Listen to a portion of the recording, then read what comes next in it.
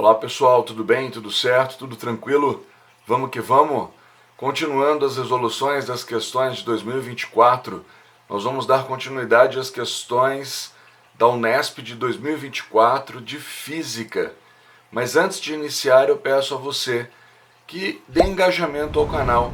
Por favor, inscreva-se, deixe seu comentário, clique no sininho para receber as notificações das próximas questões resolvidas, dos próximos vestibulares. E não se esqueça de dar o seu like, caso tenha gostado das resoluções.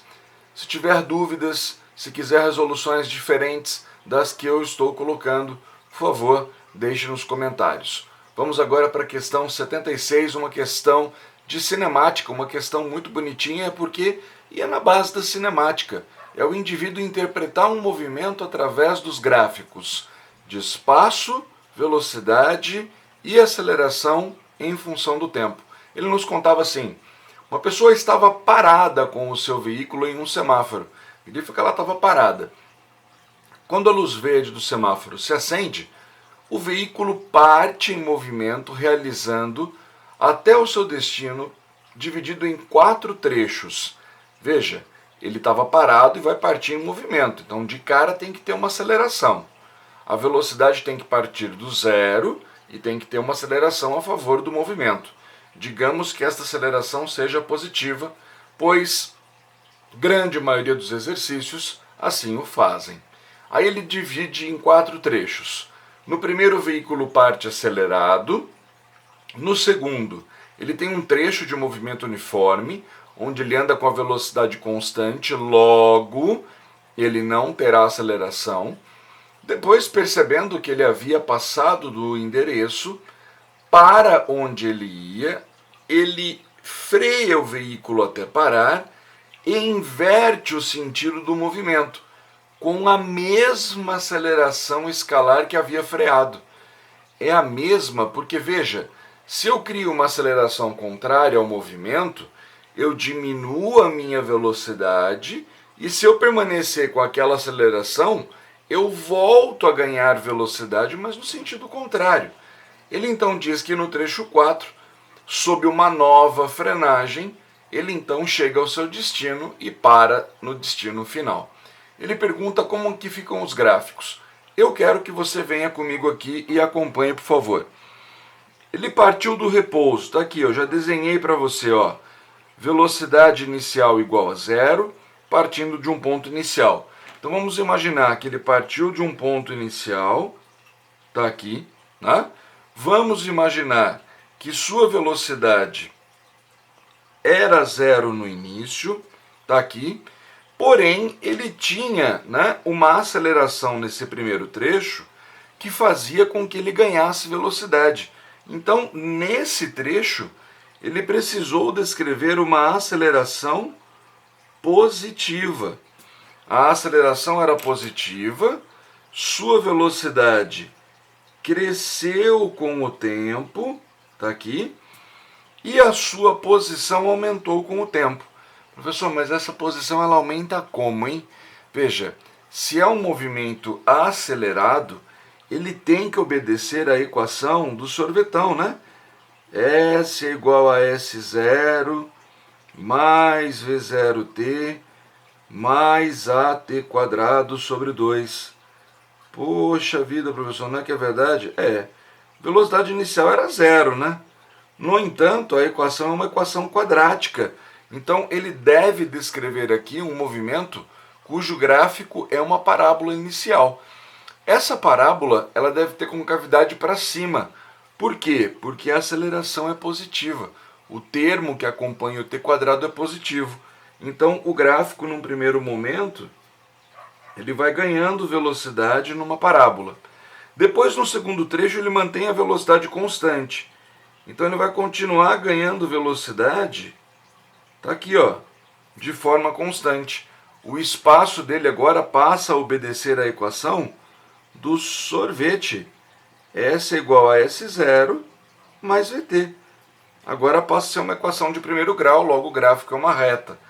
A velocidade que ele havia ganho permanece constante durante esse trecho. E a aceleração durante esse trecho, ela vai a zero, né, professor? Essa velocidade é constante, não tem aceleração não, né? Eita, nós, pois é. Aí, nesse terceiro trecho, é onde ele vai desacelerar até parar. Tá, professor? Então, peraí. Ele vai desacelerar até parar, ó. A velocidade dele vai diminuir até parar, mas como ele mantém a aceleração, ele passa a voltar com a mesma aceleração que ele tinha antes, né? Ah, já é o trecho de volta, isso. A aceleração dele, como eu já havia desenhado para vocês, é contrária ao movimento. Tá aqui, ó. Eita, professor, e ele mantém durante todo esse trajeto aqui, né? Pois bem, aí ele vai fazer o que, professor? Bom, aí ele vai perder velocidade, né, ó. Agora chegamos na equação de segundo grau, mas a aceleração é negativa, com cavidade para baixo. Ele vai diminuindo o crescimento do espaço até quando ele chega em uma determinada posição, que seria esta, onde ele parou. Parou, mas agora ele voltou, né? Porque a velocidade é negativa. Ah, ele passou a voltar, professor. Isso, ele passou a voltar. Logo na sequência, no quarto passo, né? Vamos colocar aqui, ó. Num quarto passo. Opa! Num quarto passo, ele descreverá uma aceleração positiva mais uma vez, fazendo com que ele perca aquela velocidade negativa que ele tinha. Então a velocidade dele, né, para poder parar, ele terá que ter uma aceleração positiva mais uma vez. Ah, entendi, professor. E a velocidade dele? Bom, foi a zero aqui no ponto mais alto, onde ele parou, né? E depois ela voltou a crescer negativamente, voltou a diminuir negativamente, até parar mais uma vez, quando ele então chegou na posição final. Tá aqui, o gráfico é outra parábola, que de novo chegamos na equação de segundo grau. Pronto. Professor, mas esses gráficos aí, então, na sequência ali, não tá na mesma ordem, né? Porque ele chamou esse gráfico aqui de 1, ele chamou este gráfico aqui de gráfico 2, e este gráfico ele chamou de gráfico 3. Eu só quero te mostrar que é verdade pelo seguinte fato. Veja bem, este ponto é o ponto em que ele parou. Este ponto também é o ponto em que ele parou. Nos dois pontos de parada, né? Quando ele para porque ele percebeu que tinha errado e para mais uma vez porque ele chegou à posição final, perceba que nós temos aqui linhas tangenciais cuja inclinação vale zero. Professor, é porque a inclinação dessa curva, né, ó, é numericamente igual à velocidade, né? Sim, ó. Se você pegar aqui no início, a inclinação é positiva, aqui ela se mantém constante, aqui ela é positiva, mas já começa a diminuir, aqui ela é negativa, né? Aqui ela é negativa, mas já começa a ter uma diminuição mais uma. Ah, entendi, professor. A inclinação da velocidade. Tá aqui, ó. Até esse ponto aqui a velocidade é positiva, tá aqui, ó. Tudo positivo. E daqui para frente ela é negativa. E isso, passando por um máximo aqui, né, ó, que é o ponto de inflexão da curva. Entendi. Esse outro gráfico, por sua vez, eu quero lembrar com você. Se você calcular a área é numericamente igual ao espaço percorrido. Veja que no primeiro momento a área é positiva, porque ele vai aumentando o seu espaço, e depois a área é negativa, porque ele vai diminuindo o seu espaço, ele está voltando. Ah, entendi, professor. E esse último aqui, então, a área do gráfico é numericamente igual, né, ó, a variação da velocidade. Num primeiro momento ele varia positivamente, depois não tem variação, depois ele varia negativamente, certo? E depois ele varia positivamente. Ah, professor, tá aqui, né? Ó. Entendi. Exato. Então ficamos assim, olhando ali para os exercícios, né? O gráfico 1 é o da aceleração. Ficamos com a alternativa D e E. O segundo gráfico é do espaço, é posição. E o terceiro é velocidade. A alternativa D de dado é o gabarito para o nosso exercício, certo? Chegamos então agora a uma linda questão de dinâmica interdisciplinar com biologia, falando sobre a fita de DNA. Questão de número 77. A figura representa aí uma molécula de DNA, né?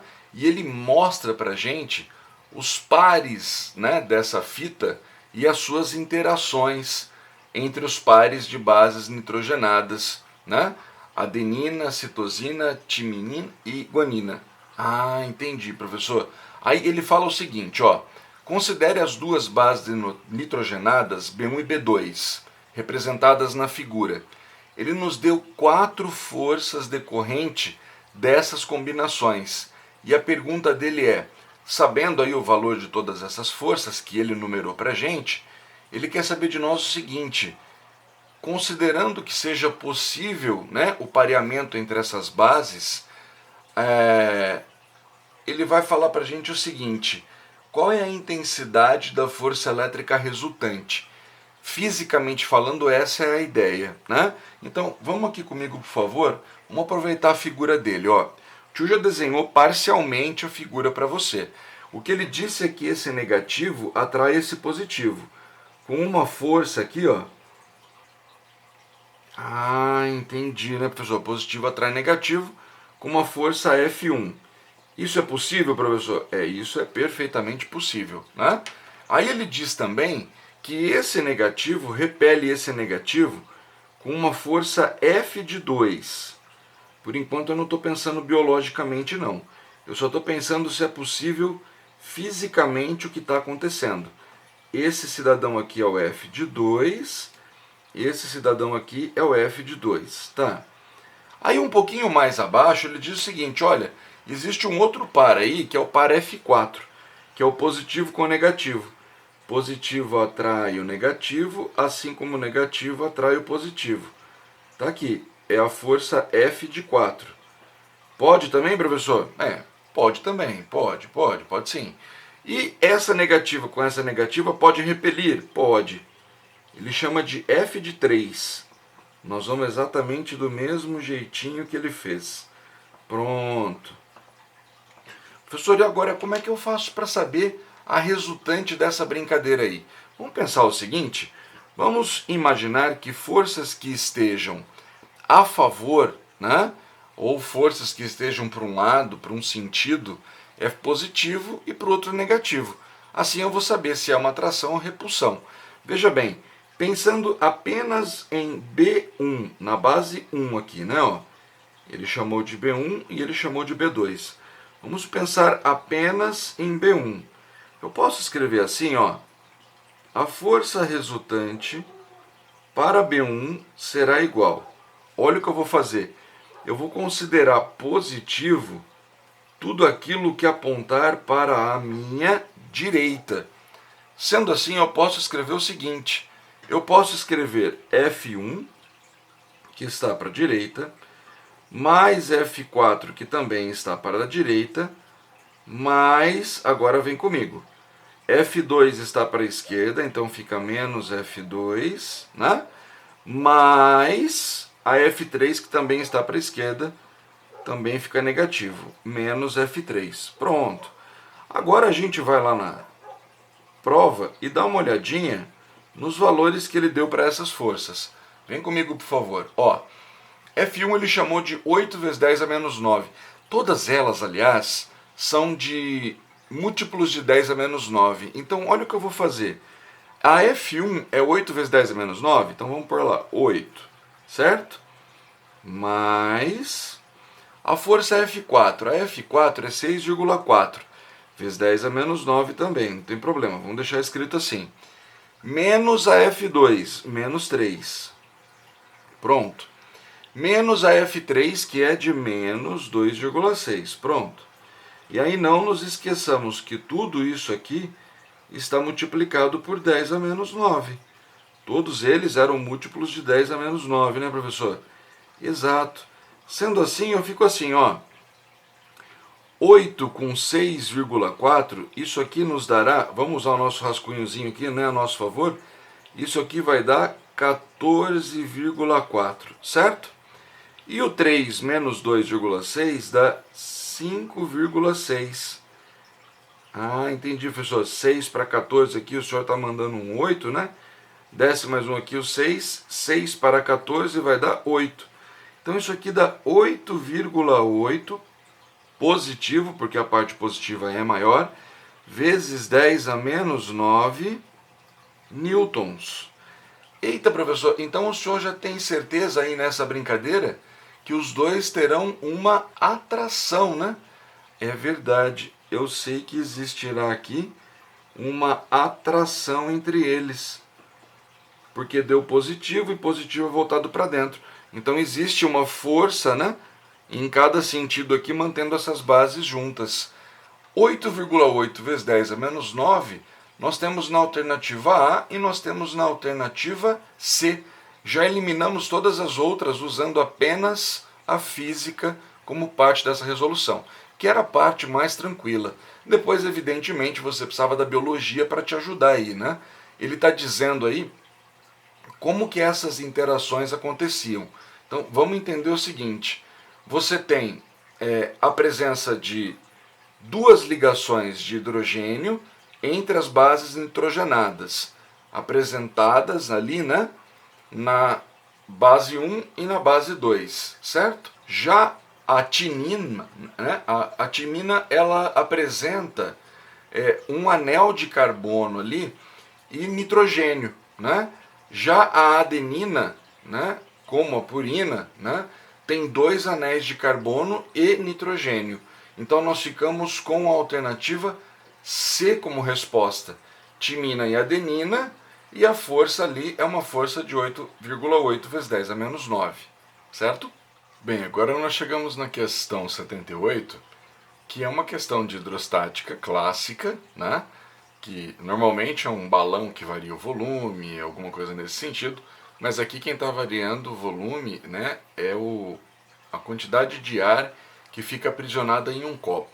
Quem nunca pegou um copo e colocou ele de ponta cabeça na água e foi enfiando ele na água até perceber, né, que surgia ali uma força contrária a este movimento devido ao empuxo exercido pelo ar que ficava contido dentro do copo. Ele diz isso pra gente, mas ele diz que ele desceu esse copo, né, 2,5 metros abaixo do nível da água. Ele dá a densidade da água pra gente, a pressão atmosférica, que é de 10 a quinta, e ele pergunta assim, olha, qual a razão entre o volume 1 e o volume 2 ocupado pelo ar no interior do copo, entre a posição inicial e a posição final, né? Espera aí um pouquinho, vem comigo. Ó, a ideia é a seguinte, aqui na posição inicial, quando ele ocupa um volume V1, né, ele ocupa o volume total do copo. Já na parte 2, o volume diminuiu. Professor, mas por que o volume diminui? Fácil. Porque aqui o ar que está dentro do copo experimenta a pressão atmosférica.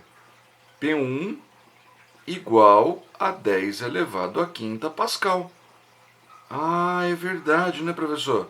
Agora, quando ele vem para essa nova posição, para essa posição P2, certamente ela é maior, porque existe ali uma coluna de água exercendo pressão sobre ele. E aí então nós usamos o teorema de Stephen, né? Ah, professor, entendi. O senhor vai calcular qual foi a variação de pressão que existe sobre ele? Isso. Então façamos assim, ó. A pressão P no ponto mais profundo, P2, é igual a pressão P1 no ponto mais raso, mais ρGH. Tá lembrado dessa expressão? Falamos várias vezes em sala de aula, né? Professor, essa aqui é aquela equação que diz como que a pressão varia com a profundidade, né? Ó. como que a pressão varia com a profundidade H. No nosso caso aqui, o H vale 2,5 metros. O ρ, que é a densidade do líquido em questão, ele deu que vale 1000. E a gravidade vale 10, né? Ó, a gravidade está em metros por segundo ao quadrado. Isso vai te forçar a barra, né? Vai forçar você a usar a densidade em quilos por metro cúbico, sistema internacional, e consequentemente a profundidade em metros. Isso aqui tudo dá uma grandeza denominada Pascal. Ah, entendi, professor. Compreendo. Então vamos ficar assim, ó. A pressão P2 será igual à pressão P1, que é 10 à quinta, mais a densidade ou massa específica da água, que é 1000, 10 ao cubo, vezes a gravidade 10, vezes a profundidade, que é 2,5. Certo? Por favor, não nos percamos aqui em conta, né? Esse 10 elevado à quinta, eu posso ler 10 vezes 10 elevado à quarta, não posso, não? Esse 10 ao cubo com esse 10 dá 10 à quarta. Então fica 10, 10 à quarta, com 2,5 vezes 10 à quarta. Isso dará 12,5 vezes 10 à quarta. Pascal. Não precisa se incomodar em refazer essa conta ou terminá-la, porque nós ainda não acabamos o exercício.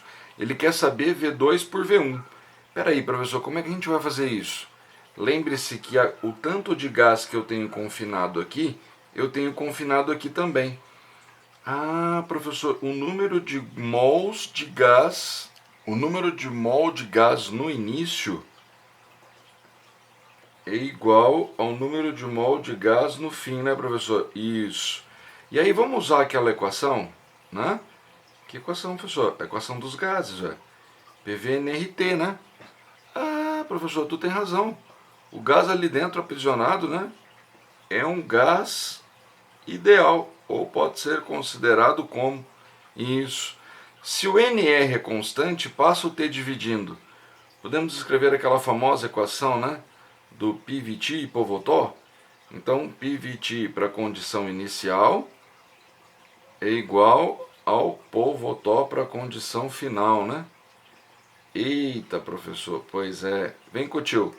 Considerando que a temperatura não se alterou, né, ficamos que a pressão em 1 é 10 à quinta, ficamos que o volume V1 a gente não sabe, o volume V2 a gente também não sabe, e a pressão 2 é de 12,5 vezes 10 elevado à quarta, vezes V2. Professor, e aí tu vai fazer como, hein? Bom, se ele quer saber V2 dividido por V1, ficou fácil. Olha aqui para mim, por favor. É só eu fazer assim, ó. Passo o V1 para lá dividindo, passa esse 12,5 para cá dividindo. Vai ficar 10 à quinta dividido por 12,5 vezes 10 à quarta. Pronto, ó os guri tudo se matando fazendo conta. E nós aqui vamos ganhar tempo, né? Porque 12,5 é 25. 12,5 é 25 dividido por 2. Vezes 10 à quarta. Com esse 10 à quinta aqui vai sobrar um 10. Ah, entendi, professor. Divisão de frações. O senhor passa lá para cima, né? Vai ficar 20 por 25. 20 por 25, pensa um pouquinho comigo. 20 dividido por 25. Professor, como é que eu simplifico esse negócio? Ué, você pode dividir por 5, não pode? 20 dividido por 5 vai dar 4 e 25 dividido por 5 vai dar 5. Se fosse 40 por 5 daria 8. Mas como é 4 por 5, isso aqui vai dar 0,8. Pronto. Então o volume 2 é 0,8 do volume 1. Ah, entendi, professor. E é coerente, né? É. Com o aumento da pressão, né? A tendência é que o volume se reduza.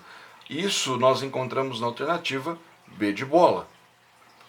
Chegamos agora na questão 79, uma questão de ondulatória, né? Uma questão muito tranquila, na verdade, e ela passa pelas ideias da equação de Snell-Descartes lá da ótica, né? É uma questão muito fácil de fazer, com um texto um pouco chato de se ler, né? Mas, enfim, a prova estava mais contextualizada, né? A prova da Unesp deu um upzinho aí no degrau da dificuldade. Ele falava sobre a escala Briggs, né? Ele conta o que vem a ser essa escala e dá para você um gráfico da escala em função do índice de refração. E diz assim, olha, considere um raio de luz monocromático que propaga-se pelo ar, cujo índice de refração separa o ar de uma solução de sacarose 40 graus Brix. Espera aí um pouquinho, vai lá. 40 graus Brix. Traça uma linha e vê onde ela cruza esse gráfico, né? Ela está cruzando esse gráfico, professor, numa posição que equivale ao eixo x em 1,4. Era tudo que a gente precisava. A pergunta dele é: qual a velocidade, né, de propagação nesse meio? Ah, entendi. Olha aqui para o tio. Na escala Brix igual a 40, nós temos um índice de 1,4. Era somente o indivíduo lembrar que o índice de refração é a velocidade da luz no vácuo pela velocidade da luz no meio. Ah, professor, você está brincando. Não, tô não. Passa a velocidade aqui, ó. Ficamos com a velocidade da luz, que é 3 vezes 10 a oitava, dividido pelo índice de refração, que vale 1,4. Espera aí um pouquinho. Se fosse 3 dividido por 1,5, né? Professor, 1,5 seria metade de 3. Então isso aqui deve dar alguma coisa maior do que 2 vezes, né? Esse cara é 2 vezes maior que esse. Alguma coisa 2 vezes 10 a oitava metros por segundo. Alguma coisa ligeiramente maior do que este valor. Ligeiramente maior do que esse valor é a alternativa C. Pronto, acabou o exercício. Já na continuidade, emendando uma questão na outra bem rapidinho para não perder tempo. A questão 80 fala da icterícia, né? Dá uma série de coisas pra gente, fala uma série de coisas ali, falando sobre biologia e tal. Mas aí quando chega na química, ele conta o seguinte, olha, a figura mostra uma curva de absorção da bilirrubina em função do comprimento de onda da luz. Aí ele marca ali, ó, 461 nanômetros de comprimento de onda. Ele diz que a velocidade da luz é 3 vezes 10 oitava, não precisava nem dizer, porque, né, trata-se de um espectro de luz, é a região do visível, todo mundo tem velocidade igual. Sabe-se que 1 nanômetro é 10 a menos 9, aí ele faz uma série de observações. Ah, professor, por favor, né? Como é que a gente vai pensar nessa brincadeira aí? Vamos fazer o seguinte, galera, eu não vou nem, que me perdoe, eu dei sequência, ó. O comprimento de onda ele marcou, eu transformei para metros e a velocidade ele me deu. Trata-se de um exercício de ondulatória, V lambda F. Ah, entendi, professor. Poxa vida, bem que o senhor fala, né? Toda prova aparece essa equação. Pois é. Onde a frequência é dada em hertz, onde o comprimento de onda é preciso estar em metros, para que a velocidade apareça em metros por segundo. Pois é. Nossa única observação aqui, que eu gosto de fazer sempre, é que a frequência é sempre característica de quem está criando, é característica da fonte, e a velocidade é característica do meio. No caso, o meio aqui nós estamos falando em um meio de luz, um meio de onda eletromagnética, portanto a velocidade é de 3 vezes 10 a oitava, igual ao comprimento de onda, que é de 461 vezes 10 a menos 9, vezes a frequência.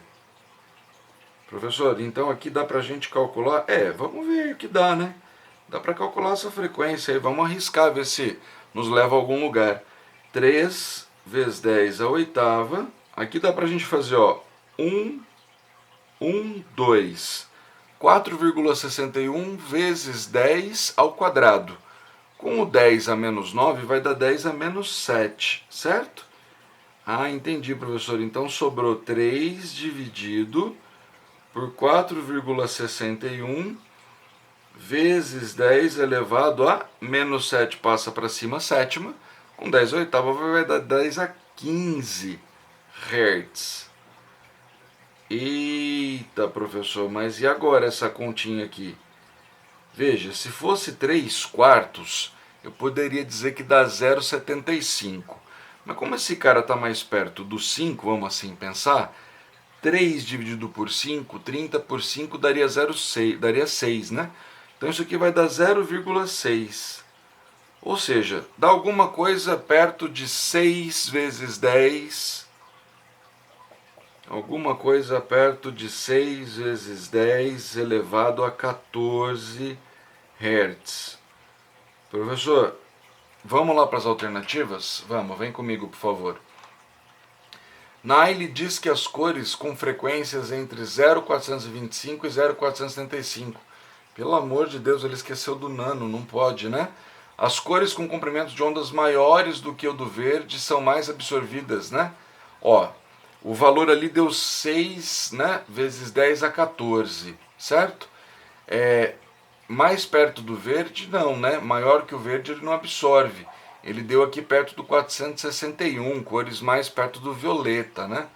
Ah, entendi. Depois ele fala aqui no C, né? A luz ultravioleta pode ser uma frequência menor do que a luz azul. Até sim, o comprimento de onda é menor, mas a frequência não, né, professor? Porque se o comprimento diminui, a frequência aumenta. Eita, professor, ele tinha uma pegadinha. Item D, a cor com frequência aproximada de 6,5 vezes 10 a 14 é a mais efetiva no tratamento. Sim, é a que ele marcou, é a que a gente calculou, aproximadamente 6 vezes 10 a 14. Alternativa D é o gabarito para esse exercício, portanto. Chegamos então à questão 81, uma questão multidisciplinar de biologia com física, né?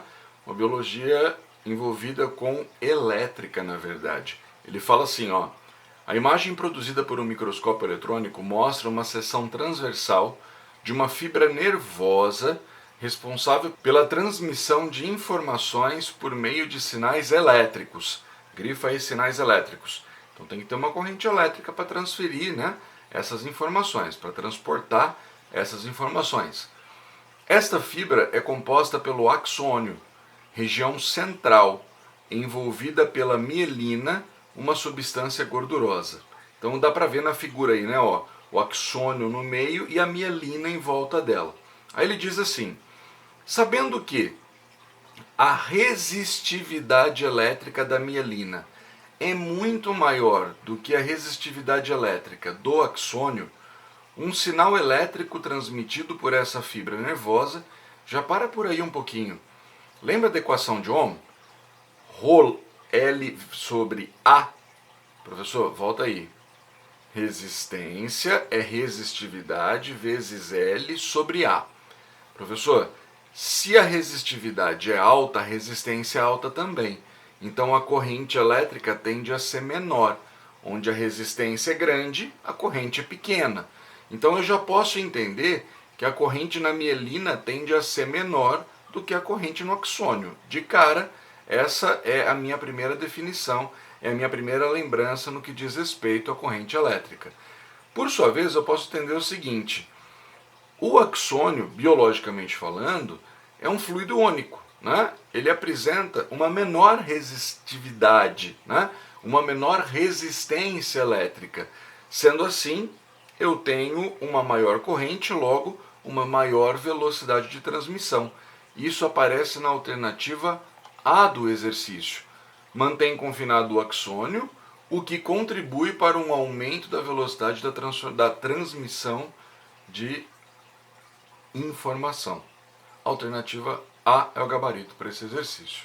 E chegamos então na última questão, agora a questão 82, uma questão que fala aí sobre tubarão, sobre alguns peixes, né, que se orientam num campo magnético da Terra.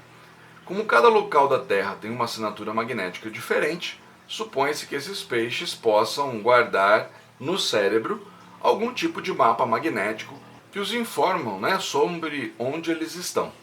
Para verificar essa suposição, foi realizado um experimento colocando tubarões num tanque cercado por um cubo envolto em fios de cobre, pelos quais fez-se passar corrente elétrica. Bom, se eu passo corrente elétrica, a variação da corrente gera um campo magnético, certo? Ah, é verdade, né, professor? A corrente elétrica num fio gera um campo magnético, exatamente. Aí ele diz assim, ó, suponha que na figura, fora de escala, represente uma das faces do cubo, que cercou o tanque em que o experimento foi realizado, envolvido por um fio de cobre, com o formato de um solenoide. Opa, questão de magnetismo, né? Está falando de solenoide, corrente criando campo. Ele pede então o seguinte, considere que o tubarão esteja nadando ao longo do eixo longitudinal do solenoide, sujeito simultaneamente ao campo magnético criado pela Terra, BT, indicado na figura, e o campo magnético criado pela corrente, o solenoide. Considere que o BT esteja contido no plano da figura, né? E que o pontinho representa saindo e o xizinho representa entrando. Isso a gente já sabia, né, professor? Ele quer saber para onde que o tubarão vai devido aos efeitos simultâneos do campo magnético terrestre e da corrente, né? Vem com o tio, por favor. Ó, a ideia é a seguinte. Então vamos comigo. Esse é o desenho, né, representativo do que ele nos deu. Eu posso usar a regra da mão direita. Ó, dedos espalmados, 90 graus com o polegar. Vou usar a corrente nos dedos e o campo no polegar. Veja que se eu segurar aqui minha lapiseira, né, espero que esteja te ajudando a imagem, né, a corrente está entrando aqui, ó, por trás da lapiseira, ela está dando a volta e está saindo pela frente. Ah, professor, entendi. Então na regra da mão direita ela entra por trás e sai pela frente. Meu polegar está apontando para a direita.